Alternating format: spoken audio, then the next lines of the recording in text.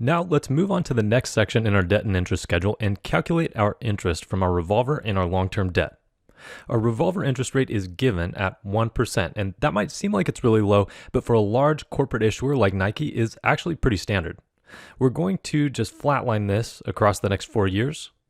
So that's pretty easy. And then we will calculate the actual revolver interest expense by multiplying that rate by the average balance between the beginning revolver balance and the ending revolver balance.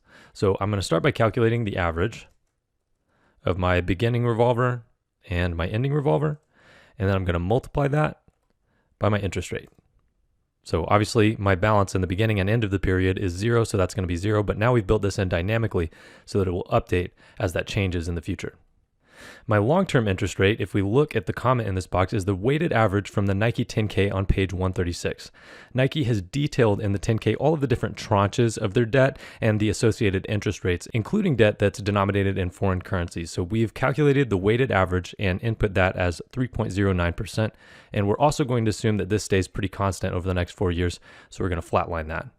Our long-term interest expense is going to be calculated in the same way. I'm going to start with the average of my beginning balance of long-term debt up here and my ending balance as well.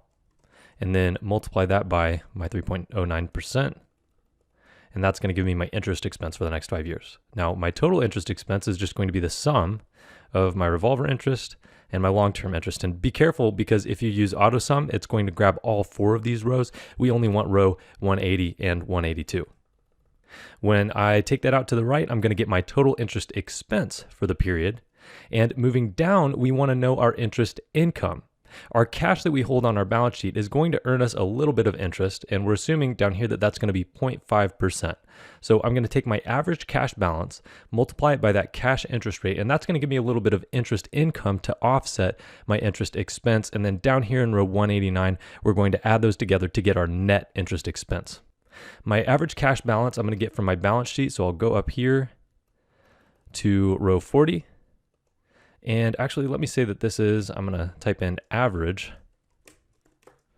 and then grab my last year and then my current year in row E and in row F. Now, when I take that to the right, it's going to give me my average cash balance from year to year.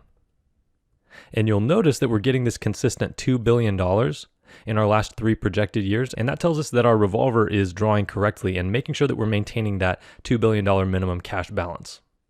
Our cash interest rate, we're just going to flatline and keep constant at that 0.5%. And then I'll multiply my average cash balance by the cash interest rate, fill that right.